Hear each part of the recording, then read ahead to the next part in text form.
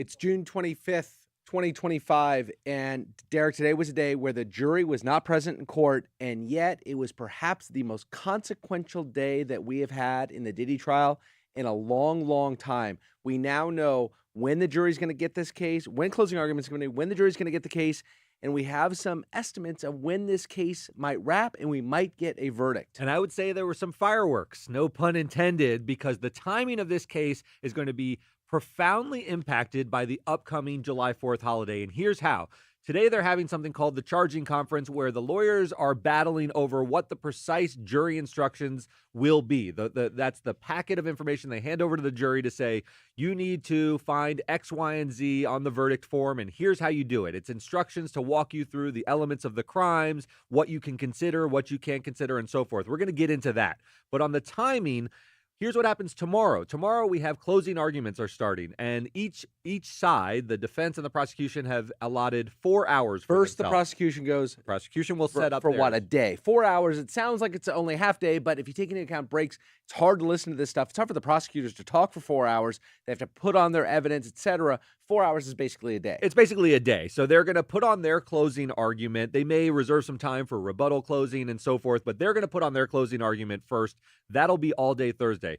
Friday will be defense closing argument. All day Friday, they will have their chance to break down that wall that the prosecution builds that we described earlier of why to convict Diddy.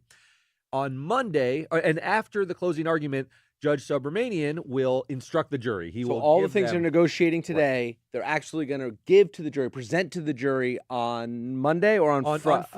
Friday after closing. Got it. After closing, they're aiming to charge the jury. And then on Monday, we will probably begin deliberations. There's a chance deliberations maybe begin at the end of Friday if things go very quickly, but in all likelihood, they're going to be charged at the end of Friday and begin deliberations on Monday. Monday is June 30th, I believe.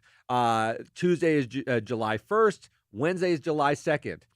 Those 3 days are live in court, and the jury will be deliberating on those days. On Thursday, July 3rd, court is closed. Holiday, right. And, of course, July 4th, court is closed. So this puts a lot of pressure for those 3 days of deliberation to build consensus quickly so that you can go celebrate. So it is theoretically possible the judge could hold court open on July 3rd. Judges can't have this power to call the jury, to call their staff into court on a holiday. I think it's very unlikely here because this is not your ordinary case. This is a case that involves dozens of members of security from the bailiffs and the other security personnel at the court, and also the assembled mass of reporters outside. If there's a verdict, you're going to have to basically get, maybe up to 100 security guards to come and hold back potential protesters, people who are claiming triumph, whatever the verdict is, plus all the reporters. That's hard to pull off on a day when court is closed. It's an extremely high, it's almost sort of... It's unthinkably impossible. Unthinkably impossible. He does have this power. He's a federal judge. You can have a skeletal staff. But to your point, you can't really have a skeletal staff with a case of this high-profile nature because you need metal detectors, you need security, you need court staff, you need bailiffs. All those people have a court holiday, so you're going to have to pay them overtime. There needs to be extenuating circumstances. I just don't see it here. So basically, so to go back to your point, there's basically 3 days of deliberation before a 4-day holiday weekend. And I think the point you're going at is that the jury's going to feel a lot of incentive, pressure, desire to wrap this thing up by Wednesday. And by the way, we're just not speculating here. There is a lot written on the fact that jurors are motivated by these kinds of things, and they do see expedited rulings in cases where there's a weekend or even certainly a long holiday weekend. Yeah, the dynamic is just fascinating because you would think when you go back to that deliberation room, you take a quick straw poll to see where everyone is at. Where are you guys on interstate transportation for prostitution? Where are you at on sex trafficking? Where are you at on RICO? And they're going to get differing. They're going to sort of see where everyone stands, what they believe, what they don't, how they would vote. And consensus will be driven by this time pressure. But they can't just say, we're on different pages, let's agree to disagree and just deadlock this case. Because Judge Subramanian, who has had, 8 weeks of testimony, is not going to allow a jury after a day or two of deliberations to say, we can't come to a verdict, Your Honor. You have to be hopelessly deadlocked. So what happens if on day 2 or 3 of deliberations, the jurors do come back and say, Your Honor, we have a verdict on the Mann Act claim. We have a verdict on the sex trafficking by coercion.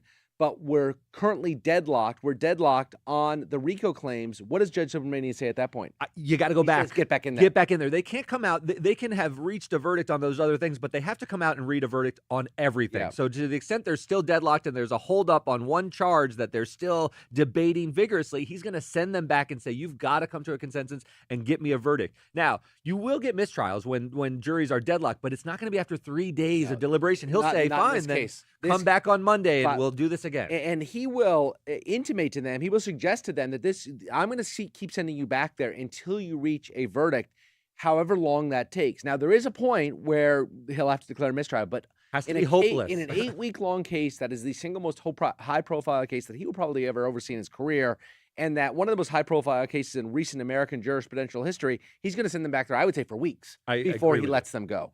You have to keep getting back. The idea is to put pressure on them to come to a consensus, to reach unanimity, and it's certainly not going to be 3 days. And so what happens on July 3rd, if they come back and they say that hypothetical statement to the judge about we're hopelessly deadlocked, he's going to send it back in, and he'll suggest to them that we'll see you after the 4th. And we'll see for as many days after that as it takes to get this done. And then they're going to say, well, shit, let's actually try to do this. Guys, we got time on Wednesday. Let's stay late and let's get this done before the holiday Do you weekend. think this favors Diddy or the prosecution? I'm glad you asked. I think it overwhelmingly favors the prosecution. Me too. In my mind, you can come to a very quick guilty verdict against Diddy based on the presentation of the prosecution's case. Remember, the defense took the risk of saying, we're not going to put on our own defense, so there's not a lot to wrestle with. They've seen cross-examination. They've seen the holes that Diddy's been able to poke in the prosecution's case, but they've submitted a tidal wave of evidence. I could very easily see the jury being overwhelmed by all that and saying, guilty on all counts, let's go home. And so I think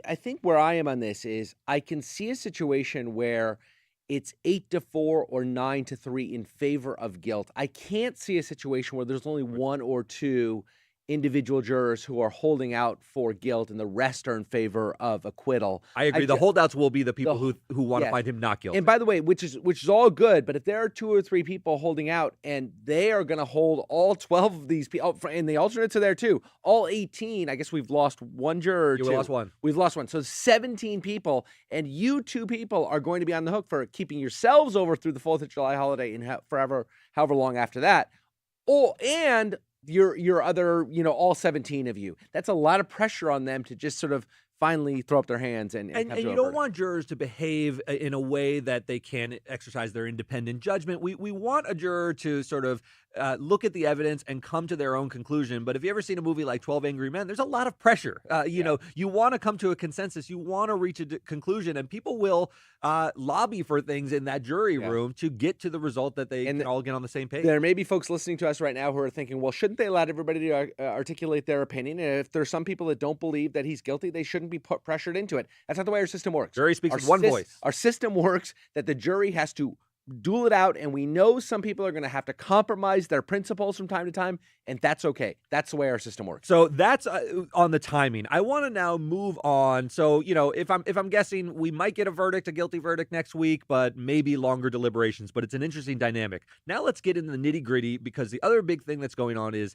what is the jury going to have in terms of instructions? And the government, the prosecutors, filed a document saying, we want certain instructions to be in these told to the jury, and they're very telling. Just to back up for just a second, it's hard to overstate how important jury instructions are. They really are the framework under which the jury has to operate. And so they're going to be told, in order for you to find come to a guilty verdict on count 1, you must see where the prosecution has proven beyond a reasonable doubt these 6 elements or these 12 elements of that crime. And there's a checklist, and somebody with the foreman's going to have a pen and is going to be checking down the list that all these elements are proven. And so what's included in those elements is critical. Absolutely. At the outset, what the judge is going to put within those instructions is critical. So sorry to interrupt, but this document was filed today where the prosecution is arguing what should and what should not be in these instructions. And the biggest takeaway of all of this is there's an instruction that the prosecution wants in the jury instructions that will say, earlier consent does not necessarily negate whether someone was sexually trafficked. And I want to put a fine point on that. Cassie's testimony and Jane's testimony in this case was that they were in long-term relationships with Diddy. Cassie's was 11 years. I believe Jane was 3 years, somewhere around there. During the course of that relationship, the defense has gone out of their way to show that Cassie was often enthusiastic about freak-offs. Jane would text lots of enthusiasm and loving text messages to paint the picture that these were consensual relationships in the swinger lifestyle that Diddy lived. Real quick. Yes. Every time you and I talk about this, we get hate comments accusing us of signing on to this idea that once consent happens, a woman cannot take away that consent, or that consent can be shown despite the fact that somebody's in an abusive relationship. We understand that that is not the case. We understand that women are often abused, and this idea of consent, you never actually get consent. We get it. We're just telling what the defense has been arguing and what they're trying to get that omnipresent one juror to hang its hat on. That's exactly right. And now to blunt this, the prosecutors want in the instructions to say, yes, there may have been instances of consensual freak-offs, consensual sexual activity between Diddy and these women who've testified, but earlier consent to a particular sexual activity does not preclude you finding that later they were forced. Right. So what that means is all you have to find, jury, is that in one of these instances, Cassie or Jane didn't really want to go forward and felt compelled, felt coerced into doing these things. They're obviously going to lean heavily on the instance where Diddy showed a sexual video to Cassie on a plane, with threatening Cassie, to release involving it. Cassie. Involving Cassie, threatening to release it, according to the testimony, and then later asking for a freak-off that she felt compelled to take part in so that he wouldn't release the video. That would be forceful. The other ones where she says, I'm down to freak off anytime, that's prior consent, and they don't want that to derail the jury. That's right. Now, Very telling. The defense, I'm sure, in response to this, has argued to the judge that everybody gets this. You don't have to spell it out for the jury. Everybody understands that consent can be withdrawn. And by spelling it out to the jury, you're sort of putting, they would say, thumb on the scale. Judge, you're putting the thumb on the scale in favor of acquittal, of guilt. Instead, let's let the jury's allowed to bring their own experiences and their own knowledge into the deliberations. Let them do that. You don't have to suggest it. So by suggesting it, by you putting in the instructions, it almost makes it seem like this is what I want you to find. Yeah, that you're sort of guiding their analysis. You're leading the jury towards a conclusion that they otherwise might not go down that path. So you're right. That will be a fight, and that's what's going on today. There's another big instruction about payment of money not being determinative either of sex trafficking. This goes fully to Jane's testimony because Jane, and they even point this out in their document, Jane testified that in April 2023, she and Diddy entered into a multi-year love contract under which he agreed to pay her rent in the amount of $10,000 each month. They're saying, I don't want the jury thinking that transaction, that love contract, means they can't find that he also sex trafficked Jane. The compensation itself doesn't necessarily negate sex trafficking, and they want to make sure the jury knows that. I think that one is critical. I do too, because I could see the jury, some members of the jury saying, well, look, she was clearly consenting to all of this because she was receiving money. She had entered into a contract, said basically, I'll have sex with you as much as you want, and I'll do these freak-offs as long as I continue to get payment. He continued to make the payments, so she continued to have sex. And what the prosecutors are saying is, Your Honor, instruct the people that despite the fact that she was getting paid doesn't mean she was consenting to all of the activity. That's exactly right. There can still be force. The government is saying these are not mutually exclusive. That transaction can work. It can be consent, but it can also be sort of a gloss that doesn't always work in their relationship. The last thing I wanted to talk about, and I think it's a biggie, is the government proposed that the charging language instruct that the jury may consider the defendant's cumulative conduct. Go ahead. Everything okay? Yep, we're good. Sorry. That the jury can consider the defendant's what they call cumulative conduct. We've talked a lot about this case being very complicated because the nature of the relationship with Cassie and Jane were so long that there were just small tactics here and there. He was a vicious monster at times and beat Jane in that one instance, but mostly they were lovey-dovey. With Cassie, there was obviously the hotel incident and others that were horrific, but maybe the jury is thinking, yeah, he had some blow-ups, some domestic violence abuse incidents, but overall, this was a consensual relationship. They want the jury to be able to consider the cumulative weight of his conduct on the psyche of Jane and Cassie. This would be enormous for the prosecution to get in. Yeah, just to plant that seed in the jury's mind that they're allowed to not just look at sort of individual acts, but just basically let's take it as a whole, which I think most jurors will do anyways. But you don't want, what the prosecution wants to avoid is certain jurors sort of picking and choosing what evidence they have. They want basically the instructions to say, take it all in the aggregate. Now, if I'm the defense attorney, I'm apoplectic about Yes. this because this sounds like they want the jury to convict Diddy just because he's a bad dude. Yeah. Just because in the aggregate, this is an unsavory character, which is not what we do in our justice system. But which, by the way, is what the prosecution's been angling on for a long time. We've And this is sort talked of about the open. cumulative evidence. They've witness after witness testifying to sort of the same stuff. The reason the prosecution's done that is because they want to overwhelm the jury with this idea that he's a monster. And that's what they're seeking in these instructions too. Basically, let's let him see it all, Your Honor. Let's let him consider it all. Is he a monster or not? And if he is, let's convict him on that. Yeah. And the defense is like, no. They have to prove each individual element. Yeah, this is why there's a spirited debate going on. We'll see what the final instructions include, but this was, I thought, a fascinating window into just how tightly controlled the jury's deliberations will be. They'll have all the evidence, and then they're going to have these specific instructions that they're battling over, and it could. And lawyers like Derek and I nerd out over this stuff. I love this is where the rubber meets the road. And if you've ever served on a jury, you know how important those instructions are. It is critical. We've been talking since the beginning. Like everything is a prelude to the closing arguments and deliberation. And at the center of that, what the prosecution and the defense are going to be arguing to is the jury instructions. They will say, absolutely, they will put those jury instructions up in front of the jury themselves and say, the judge is going to instruct you at the close of these closing arguments at the following elements of the crime.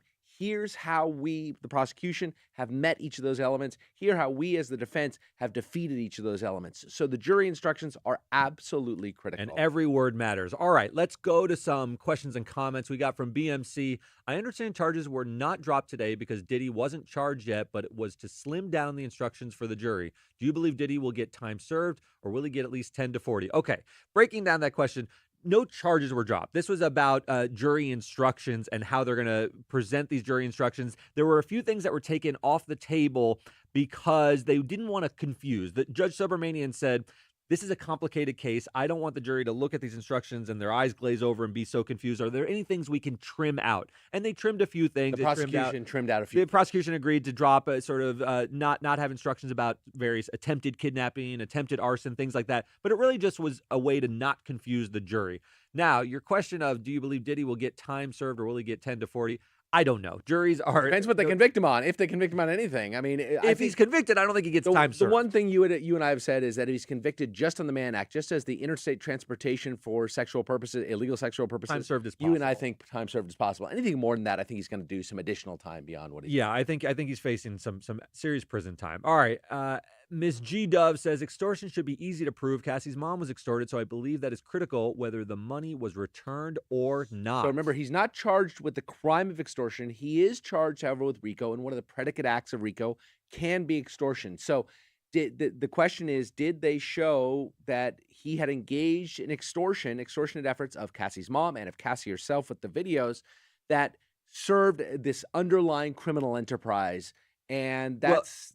Yeah, look, you pointed out in your question whether the money was returned because the testimony, if you remember this part, Diddy's mom. Was Diddy's mom. He said, I need $40,000. I've invested a lot in your daughter, and you have to pay me back because it's a wash now that she's with Kid Cudi. Sort of pressured her to give him 40 grand, this guy who's worth 9 figures. But anyway, said, give me the money. He then took her money. She took a second mortgage on their home or something to that effect. Sends 40 grand to Diddy, and he subsequently returned the money. After he and Cassie then make up. That's right. He sends 40 grand back to the mom. Does that undo the offense? No. Sending it back to the mom is, frankly, makes him more culpable. Yes. Because it's showing that I was just using it as leverage to get your daughter back to doing freak offs. It's consciousness of his wrongdoing. That is something we haven't talked about enough. What a huge fact that is that he returned the money after he and Cassie get back together. Things are good again. Sends the money back to mom.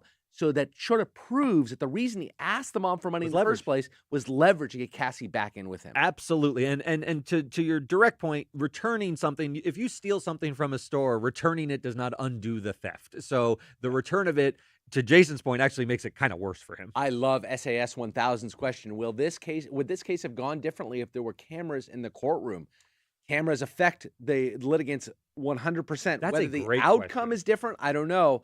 but the presentation by the lawyers is different. I think there's more of a performative aspect of what the lawyers are doing. Absolutely. More And the eyes, witnesses. and can you imagine if a camera was stuck on Diddy the entire time? I mean, obviously, Diddy was trying to be on his best behavior for the purposes of the jury, but the court of public opinion is very important to Diddy. We know that, and it would have been more performative. I absolutely agree. Look, the OJ trial was televised. It changes people's performance. Yeah. Johnny Cochran was very theatrical in his presentation. The witnesses behave differently. A camera staring at someone changes behavior, and it changes sort of the perception of people in profound ways. I'm not saying it would lead to guilt or innocence, but it would certainly change the feel of the case. Let me ask you this. You and we work for a media enterprise, so we love public trials. You know, they're good for clicks and ratings and podcasts and everything else. So we like them from that perspective. What do you think more generally about cameras in the courtroom? Because they do affect the litigants and maybe affect the outcome of trials. You know, I don't know if you will agree with me on this, but I think we should have more televised trials. Yeah. And the reason I say is so we can get more clicks. Yeah, I like the clicks. And also the public has a right to know. I agree. I agree completely. Courtrooms are supposed to be open and shouldn't just be the people who showed up to the steps of the courtroom. We have every right as citizens of this country to know what goes on in our judicial system. I completely agree. You and I are both old enough, myself certainly, to remember the OJ case and how that fundamentally changed every American's understanding of the judicial system. And I think we even did that in the Amber Hurdle. That was sort of a more farcical, I think, thing that happened there. But nevertheless, we have a right to see that too. We learned a lot about it. And imagine how much we would have learned about evidence and lawyer presentation and closing arguments and jury instructions if we had cameras in there. Instead, you and I are left to, answer. You're taking your civics lessons from two clowns instead. All right, so let's go to some comments. Quantum Hustle says, "Okay, I rock with these guys." Love I hope it. that means us. All right, great. So too. And Nancy Nicole says, "Derek and Jason, thanks for a great show. Johnny Cochran was a fantastic lawyer." Nancy Nicole said that. Johnny Cochran was a fantastic lawyer. I couldn't agree more. He was one of the most skilled and talented lawyers. I know his reputation is somewhat mixed in certain circles. Well, it depends who you talk to. Depends who you talk to, but as a legal talent, he was second to none as a trial lawyer. He really was an incredible talent. That is a true statement. All right, guys. See you tomorrow.